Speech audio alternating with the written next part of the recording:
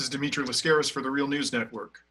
Last week, California Governor Jerry Brown was at the United Nations Framework Convention on Climate Change, the 23rd iteration of it, being held in Bonn, Germany, known as COP23. And Governor Brown was there, amongst other reasons, to promote his state's cap and trade program. California is currently in an emissions trading scheme with the Canadian provinces of Quebec and Ontario, the two most populous provinces in Canada. European Union negotiators from member states and institutions reached a compromise themselves on an emissions trading system reform on Thursday, November 9th in Bonn, and green groups have criticized the deal for ditching flagship climate policy status for a fossil fuel subsidy. Governor Jerry Brown announced Tuesday in Brussels after meeting with EU leaders, including European Commissioners for Climate Action and Energy, Miguel Arias Cañete, that he and EU leaders are in discussions about the possibility of linking the California carbon market to the European Union's, which is the world's largest emissions trading market. A European official added that the upcoming discussions on carbon markets could also include China. Let's listen to Governor Jerry Brown speaking about the California carbon market and how he thinks that more jurisdictions might be joining that trading scheme in the near future. As far as the carbon price, California, our carbon market was a little uncertain because the legislature hadn't renewed it. But now we got the cap and trade system in place, and now our price is stabilized. It's over $14 on our market, and we're collecting billions of dollars, and we're putting that back into climate kind of investments. So I think we will get more and more commitment. Well, despite Governor Brown's enthusiasm for the trading scheme, many argue that carbon trading is just a license to pollute. Is this in fact the case? This week, the environmental organizations Food and Water Watch and Green Action for Health and Environmental Justice issued a new report titled Paying to Pollute, the Environmental Injustice of Pollution Trading. As the report's name suggests, the authors take the position that carbon trading schemes are ineffective and in fact perpetuate environmental injustice. To discuss this report, we are joined from New York City by Scott Edwards, who is the co-director of the Food and Water Justice Program and a lead contributor to the report. Back to the Real News, Scott. Thanks for having me on today.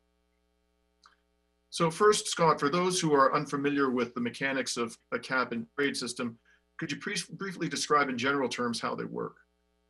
Sure. The overall notion is that instead of regulating individual sources of pollution, as we have under the Clean Air Act and Clean Water Act for 40 years now, over 40 years now, cap and trade operates by putting a big industry-wide cap on emissions and then allowing the individual polluters to emit basically as much pollution as they'd like, as long as there's a general meeting of the cap industry-wide. And so if I'm a power plant operator located in a community and I don't want to control my emissions, that's okay. I can go ahead and not do that, or even increase my emissions of pollution, as long as I go out and find other polluters who have credits to sell me that would allow me to continue to pollute.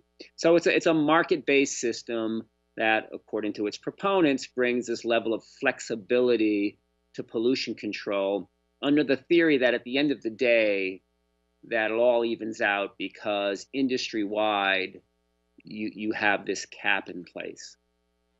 And by forcing polluters to pay for credits, you're making pollution more expensive. And since these corporations exist to make profit, the theory goes, I imagine, that you're incentivizing them to reduce their pollution because pollution has been made more costly. So in theory, it seems to have a certain common sense appeal, what you've described, and the underlying logic of it. Why don't cap and trade regimes actually work? What are the fundamental problems that your organization has identified? Well, there's a number of problems, and I'll get to the ones that are covered most immediately in the report that we put out. And that cap and trade programs, and we can take the California, Jerry Brown's carbon cap and trade program in California as an example, ignore the fact that for decades, since the Industrial Revolution, we have generally placed our industrial facilities in certain communities, and those are lower income communities and communities of color. You don't build refineries, you don't build power plants, you don't build manufacturing facilities in upscale, white, affluent, politically empowered communities. You put them in areas where people don't have political power, where they don't have economic power. And again, these are lower income communities of color generally. So under a cap and trade program, where you have refineries in frontline communities in places like Los Angeles who choose to take advantage of credit purchasing instead of reducing their own emissions, what you'll get are these hot spots of pollution focused and centralized in these frontline communities. And so while overall across the state or across the country, depending on how big the cap is, you might not see increases in pollution levels, in localized communities, you will see these increases. Governor Brown talks about the California Cap and Trade Program. He fails to mention, ignores the fact that there was a study in 2016, the fall of 2016, that found that for several industry sectors covered under the Cap and Trade Program that are located in these communities, these frontline communities, their pollutant emissions actually increased. And a new study came out just yesterday by Consumer Watchdog in California that found that last year under cap and trade, refineries put out 1.2 million more tons of pollution. So your critique, if I understand it correctly, and this is certainly a very important critique, it's really a distributive justice critique, which is to say that the persons who are least able to bear the burdens of pollution are being made to bear them under this scheme, irrespective of whether the overall objective of the scheme, which is to limit the total pollution, is being realized. Is your critique also, though, that this is not even effective, these carbon trading schemes, to limit the overall amount of pollution that's being emitted? So this report touches on environmental justice. We've looked at cap and trade programs and other market-based systems of pollution control more generally, and they haven't been effective. They're not showing to result in reductions. The irony is Jerry Brown's over in Europe talking about linking to the European Union Environmental Trading System, the ETS. That program has been in effect for over 10 years and has been an absolute disaster. The amount of fraud, manipulation that's been going on is well documented. People have been arrested on trial, charges of all kinds of wrongdoing with respect to that trading program. And there's been talk about scrapping that program recently because of its ineffectiveness in reducing climate pollutants. So there is no indication that cap and trade is a successful approach to reducing our pollution problem. And there's no data coming out of California that shows that program has resulted in California's own emissions reductions. And returning to the question of justice, of environmental justice, and the communities that are hardest hit by these emissions, your report talks about some case studies. What are the main case studies or instances you've identified where communities that are least able to bear the cost of pollution are being made to bear them disproportionately? Well, we touch on a number of or on a couple of instances. Certainly, and the report doesn't just focus on carbon and air pollution trading. There's a growing trend to implement these market-based systems in this country around all forms of pollution. One of the big areas in which they're trying to implement a cap and trade system is with water pollution in this country, in which operates under the same general principle that you can buy credits to pollute waterways if you're an industry that doesn't want to install technology. So one of the examples that we point to in our report was a power plant in Maryland, Chalk Point, located in largely an African American community, that didn't want to install technologies to control their nutrient pollution coming out of the power plant into the local river, into the Patuxent River, and went to the Maryland Department of Agriculture to get permission to buy credits in lieu of upgrading their equipment. Nutrients in waterways is devastating, and these are the largest sources of pollution in our country and our waterways. They're having massive impacts in waterways from the Great Lakes to the Chesapeake Bay, the Gulf of Mexico, Mississippi River. They're killing fish. They're killing off waterways. And so the local folks would have had to live with these increased discharges of nutrients into a local waterway because Chalk Point wanted to just simply purchase credits. So what Food and Water Watch stepped in and filed a notice of intent to sue that facility. We believe it was an illegal under the Clean Water Act to purchase credits to pollute, and that ended up getting resolved where they weren't allowed to buy these credits.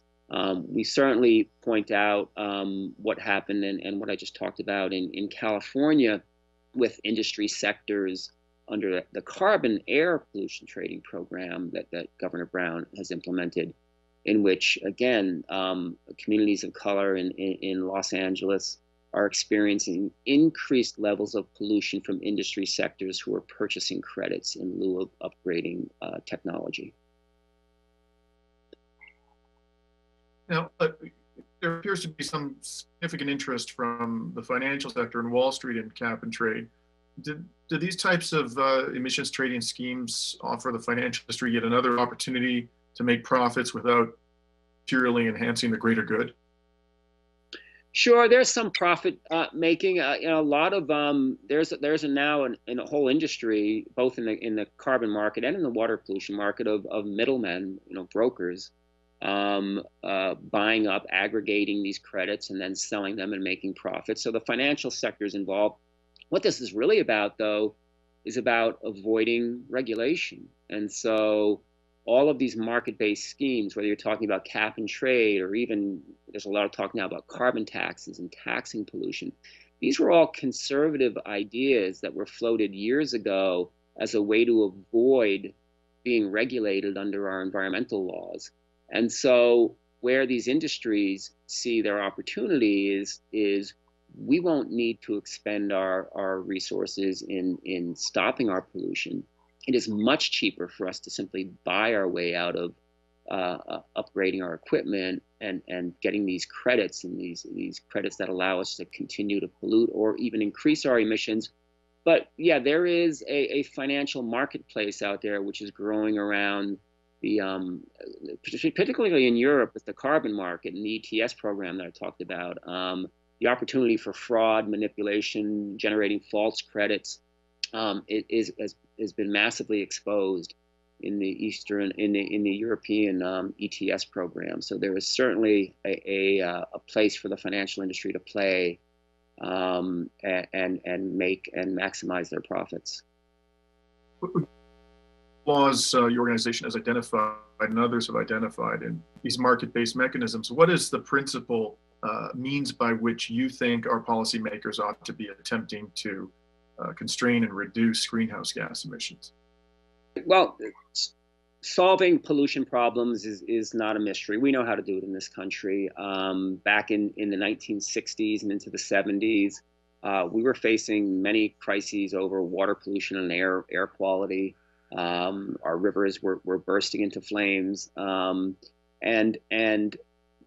Congress reacted very strongly with a series of environmental laws in the 1970s, the Clean Air Act, the Clean Water Act, the Resource Conservation and Recovery Act, a whole number of laws, which placed accountability and responsibility on polluters, on industry, and said, you are not allowed to pollute our airways, you're not allowed to pollute our waterways, you need to get permits for your emissions. Each individual facility needs to get a permit, and you're only allowed to emit pollutants under this permit and under whatever the permit tells you you're allowed to do. And by the way, every 5 years, we're going to revisit those permits and look at new technologies and force you to ratchet down your emissions. So it was individual accountability under these carefully constructed, technologically driven permitting system. And as a result of that program, again, this goes back to the mid-1970s, many of our pollution sources have turned around, and many of our waterways are turned around. Our air is getting better. So we know how to regulate and control many, many types of pollution We have never done this, though, with carbon. And carbon has evaded it. And certain polluters of our waterways have evaded this too. So what we're seeing now is we're rejecting our tried and true approaches to pollution control and now trying to implement these industry-friendly market-based systems. Again, these are all conservative ideals: cap and trade, taxing, a way to avoid regulation. Look, this country has shifted so far to the right that now you get self-proclaimed climate progressives like Governor Brown holding out these conservative ideals as if they are the progressive approaches to our pollution problems. They're not. Those are conservative approaches. Our truly progressive approaches were enacted in the 70s, in which you force industry to be accountable and control their emissions. Well, this has been Dimitri Lascaris speaking to Scott Edwards, the co-director of the Food and Water Watch. And we've been talking about an important new report about the environmental injustice of pollution trading. Thank you very much for joining us today, Scott. Great. Thanks for having me on. And this is Dimitri Lascaris for the Real News Network.